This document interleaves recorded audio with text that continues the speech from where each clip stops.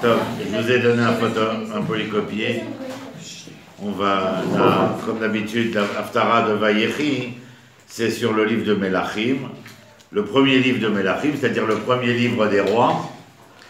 Et je vous ai donc sur le polycopier tout transcrit afin que ce soit plus facile. Alors, quelle époque sommes-nous? Nous sommes à la fin du règne de David et juste après que s'est-il passé? Adonia, un des enfants de David, a voulu en quelque sorte faire un coup d'État.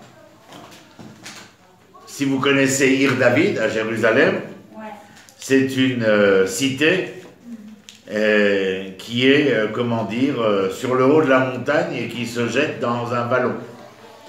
Et tout en bas, c'est En Rogel, c'est le Shiloah, la piscine du Shiloah.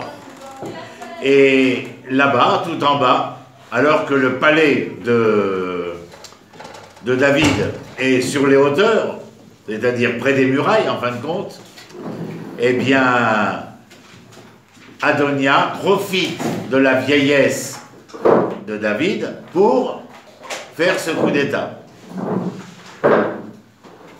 Je vous passe les détails parce que ce n'est pas notre sujet, c'est simplement vous mettre les choses en contexte.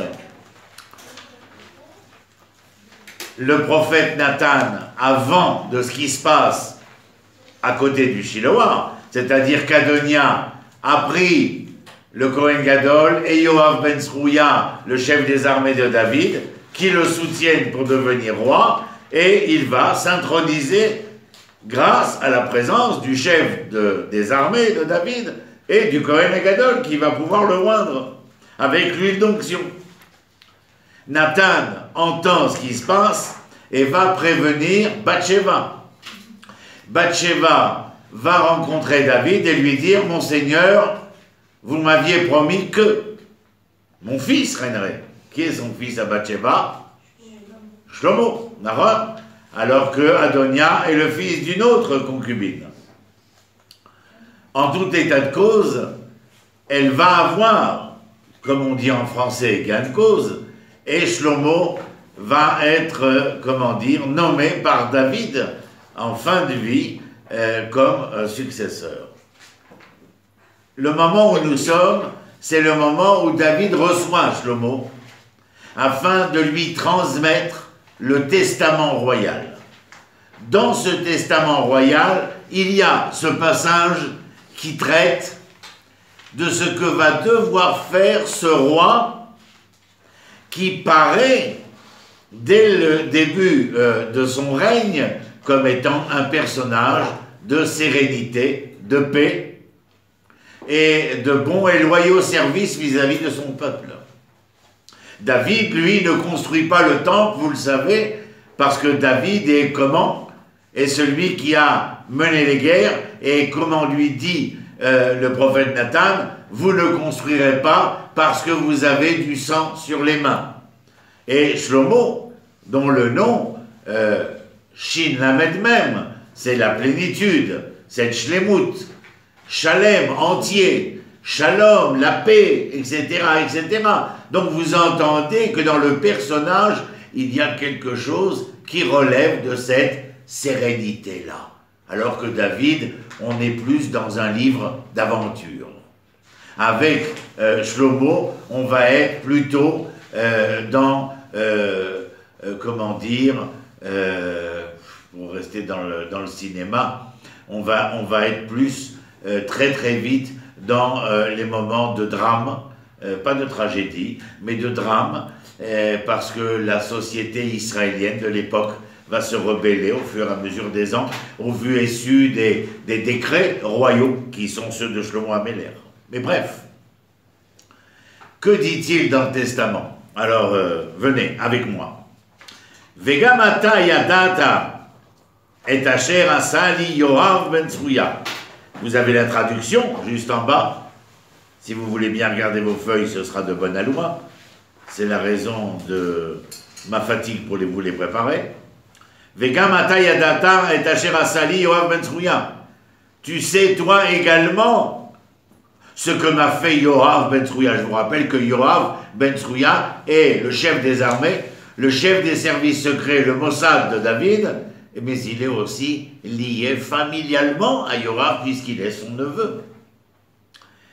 Tu sais ce que m'a fait Yoav ben Tzrouya. Asher asa leshne sarei tzvaot. Qu'a-t-il fait? Eh bien, vis-à-vis des deux chefs de guerre. Et alors, qui sont-ils? Les Avner ben Ner ou les Amasa ben Yeter? Avner ben Ner et Amasa ben Yeter. En bas, je vous ai marqué sans l'hébreu, en français même, et je vais vous le dire, qui étaient Avner ben Ner et Amasa ben Yeter, pour lesquels David avait l'air au moment de rendre son dernier souffle et de laisser un testament dans l'histoire d'Israël à Shlomo, lui dit, tu sais ce que m'a fait Yoav? Il a tué 2 de mes généraux. Je dis de mes généraux, avec un guillemet autour de mes. Mais continuons. Vayargem, et il les a assassinés. Exprès, je ne traduis pas par tuer. Je traduis par il les a assassinés. Vayasem dme milchama beshalom, vayiten dme milchama bechagorato, asher bemotnav ou benaalo, asher beraglav. La traduction, vous l'avez en bas. Nahon. Et les versets que je suis en train de lire, le verset 5, et il dit ici qu'il a assassiné, versant en pleine paix le sang comme dans la guerre et souillant de ce sang la ceinture de ses reins et la chaussure de ses pieds. Et que va demander David à Shlomo? Et là est le point cardinal qui nous intéresse. Agis selon ta prudence, verset 6, et ne laisse point sa vieillesse descendre en paix dans la tombe. En clair, venge la royauté de David et ne le laisse pas vieillir. Tranquillement. Verset 7. À l'égard des enfants de Barzilai, le Giladite, use de bienveillance. Pourquoi? Eh bien, parce que c'est qu'ils soient admis à ta table, car ils m'ont rendu service en venant à moi lorsque je fuyais devant Avshalom. Avshalom est le fils aîné de David Améler qui va se rebeller, qui va faire lui aussi un coup d'État.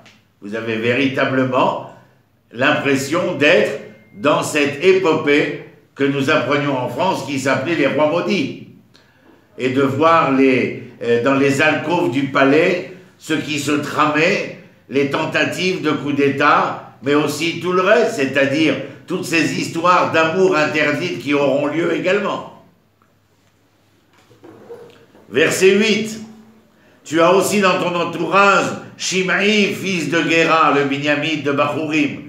Celui-là m'accabla des plus cruels outrages lorsque je me retirais à Machanaïm. Il s'enfuyait de devant Avshalom.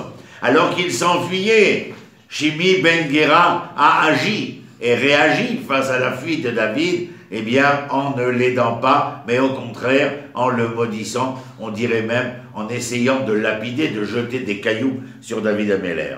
Et au verset 9, eh bien, ne le laisse point impuni. Et la fin de la phrase, sa vieillesse dans la tombe, c'est le même propos, c'est-à-dire que, eh bien, il faudra l'empêcher de vieillir.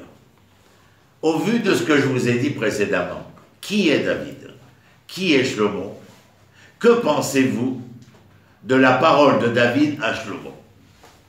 Qu'auriez-vous à dire à l'histoire si on vous demandait de la réécrire, ou bien, si ce n'est pas de la réécrire, eh bien d'interroger l'histoire? Qu'auriez-vous à dire? Pourquoi David demande à son fils de le venger? Enfin, il est toujours roi et tout ça, pour envoyer ses armées. Mais surtout, pourquoi d'autres? C'est ses erreurs aussi. Enfin, D'accord, pas seulement, non, ce ne sont pas ses erreurs, mais je veux dire les événements auxquels il a été confronté, lui. Oui, Shlomo a béni les rois, déjà il doit se venger de plein de gens, alors que concrètement ils ont fait du mal à David, mais à lui ils n'ont rien fait. Et puis on aurait attendu de qui de voir cette vengeance se réaliser? David, parce que c'est un homme de guerre. C'est un homme de guerre. Alors que Shlomo, Bien au contraire, est choisi parce qu'il est cet homme de paix. D'ailleurs, pour vous rappeler ce que je vous disais il y a un instant, le fait que Yoav, ce fameux Yoav, chef des armées, soutient Adonia à Oshiloa pour devenir roi, la seule raison qui entraîne Yoav dans cette histoire malencontreuse, c'est que Yoav croit que Adonia est un homme de guerre, de force et de pouvoir, et qu'il n'a aucune confiance en qui? En Shlomo. Vous comprenez? Il y a ensuite, dans votre texte, l'histoire de Avner. Qui était Avner? Avner est le général d'armée de Shaoul.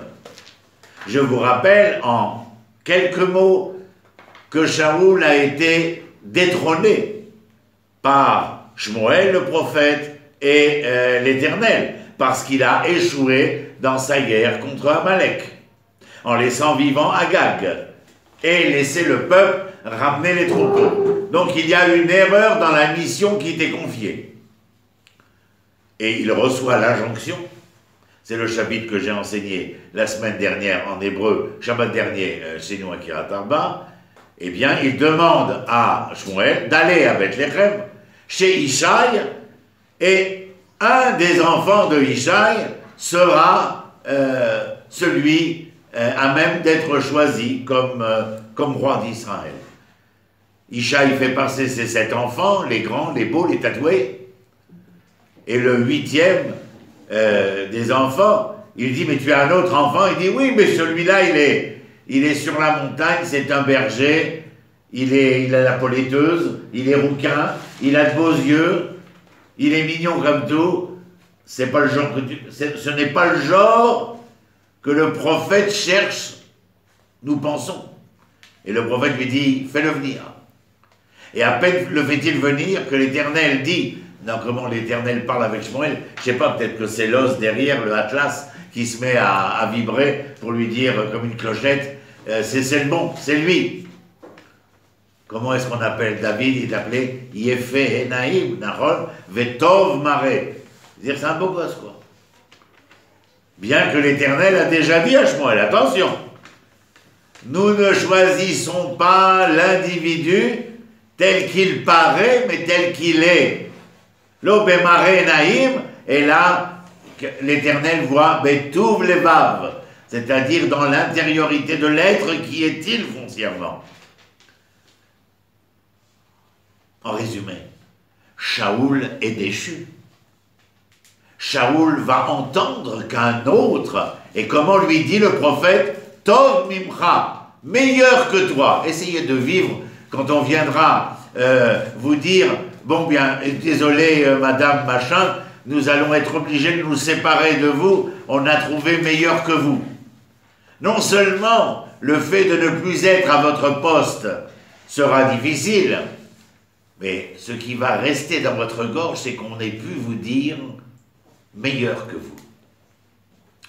Et Shaoul va développer une pathologie tout à fait significative, la schizophrénie, c'est-à-dire un dédoublement de personnalité. Dans le texte, nous verrons par exemple Shaoul demander d'abord Shaoul, il va être le chantre de Shaoul, celui qui va jouer de la musique. Et Shaoul, véritablement, aime David. Il adore David, puisqu'il va l'installer comme écuyer au palais de Shaoul et dire à son père Ishaï, je le garde. Mais des années plus tard, il sera capable d'inviter David au repas de Rosh Chodesh et d'un autre côté de prendre une lance pour vouloir le tuer. Il a une rage folle contre... Maintenant, on peut très bien comprendre cette rage. Le seul problème, c'est que cette rage folle contre David va se transformer peu à peu en une obsession, en une omnibulation qui va faire de Shaoul quelqu'un de très, très agité. Son propre fils, Jonathan, qui est l'ami intime de David, eh bien, va devoir prendre des mesures pour, en quelque sorte, se refuser malgré tous ses efforts au kavod de son père, parce qu'il est obligé de rendre le respect à David qui est roi, alors que lui, Jonathan, est le prince consort, c'est-à-dire celui qui normalement devrait régner. Et par amitié, il va bafouer en quelque sorte son père pour retrouver son ami. D'ailleurs, rappelez-vous dans la Mishnah, quel est le véritable amour? Est-ce celui de Amnon et de Tabar, le frère qui voulait coucher avec sa demi-sœur et qu'une fois qu'il a accompli ce viol en quelque sorte, eh bien, il la considère comme une moins que rien. Et la Mishnah nous dit par rapport à l'amour entre Jonathan et David. Pourquoi? Parce que l'amour entre Amnon et Tamar, c'est Avash et Tlouya Bedavar, l'amour qui est dépendant de quelque chose. Alors que l'amour entre Jonathan et David, c'est un amour qui est indépendant. Si vous aimez parce que vous n'aimez pas. Avner est le général de Shaoul. Il y a eu déjà nombre d'accrochages où un des frères de Yoav, Asahel, a été tué par Avner. Mais Avner sent que Shaoul n'est plus le même. Alors, Avner va prendre les devants. Il va envoyer une missive à David, lui disant, David, vous vous rappelez, n'est que le roi de la Judée, là où nous sommes. Mais il y a 10 autres tribus en disant que Binyamin est proche de Yehuda. Et Avner vient et lui dit, mon Seigneur, puis-je venir à Hebron, puisque c'est la capitale d'Israël? Si vous ne le saviez pas, vous devez le savoir. La première capitale d'Israël, c'est Hebron. Et il lui dit, je vous rallie toutes les tribus sous votre bannière, comme on dit. Et donc Yoav le reçoit. D'ailleurs, c'est intéressant comment David veut recevoir Avner. Vous savez que David a été marié à la fille de Shaoul. Vous vous rappelez de ça? Non? Quand dans le combat contre Goliath, celui qui réussissait à battre Goliath obtiendrait la fille aînée du roi. Or, la fille aînée, c'est Mérav. Mais Mérav refuse David. Peut-être parce qu'il est trop rouquin, il a trop de taches de rousseur. Mais c'est Michal qui tombe amoureuse et qui est offerte, excusez-moi les termes, mais c'était ainsi, offerte à David. Et d'ailleurs, elle va l'aimer d'un amour fou. Mais, à un moment donné, quand Shaoul enverra des hommes en pleine nuit dans la chambre à coucher de David et de Michal, Michal va attacher les draps pour permettre à David de s'enfuir et elle tomber entre les mains de son père qui va la donner à un autre homme qui, durant leur nuit, ne connaîtront jamais l'amour d'après le texte puisqu'il mettra entre elle et lui une épée. Et David dit, je veux bien faire la paix, mais il faut que vous me rameniez celle qui m'était destinée, Michal. Vous voyez, il est romantique, hein. Et si la paix règne en Israël, l'unité règne en Israël, alors il faut me ramener, Michal. Eh bien, Avner viendra à Hebron, Michal sera rendu à David, mais Yoav, lorsqu'il revient d'une équipée en dehors de Hebron, et qu'il revient à Hebron, il entend dire que Avner était à Hebron, l'assassin de son frère. Votre Majesté, vous avez reçu cet homme, notre ennemi, le général de Shaoul. Oui, Yoav, il est venu apporter la paix et l'unité en Israël. Mais vous ne savez pas, mon Seigneur, que ce sont des fourbes. Yoav monte à cheval, va poursuivre Avner, va demander à ses hommes de courir derrière Avner, de le ramener à Hebron, et au moment où on ramène Avner à Hebron, il le fait entrer dans une pièce pour lui parler, mais il a à la main une dague. Vous savez ce que c'est une dague, la petite épée, une dague, et au moment où Avner s'approche pour écouter ce que Yoav a à dire, il le poignarde, et voilà, c'est l'histoire concernant Avner. Nous sommes en plein, avant que je passe à l'autre épisode, nous sommes en plein quoi? Je vous ai dit tout à l'heure, les rois maudits, avec les bruits de couloirs, comment dire, les murmures des alcôves dans le château, etc., des amours interdits, toutes sortes de choses. Quand vous entendez ce que demande David à Shlomo, quand vous entendez ce qui s'est passé, en conséquence de quoi David demande à Shlomo d'en finir avec Yoav, eh bien, dites-moi, de quelle sorte d'événement nous parlons au niveau du pouvoir? C'est-à-dire, ici, ce ne sont pas des histoires d'amour, ce ne sont pas des histoires de pouvoir et de règne, mais il est question de ce que nous appelons la violence politique. La violence politique fait partie de l'événement de l'ensemble de l'historiographie d'Israël également. Et vous en avez ici un exemple probant, d'où les dernières pages que je vous ai accrochées concernant notre sujet.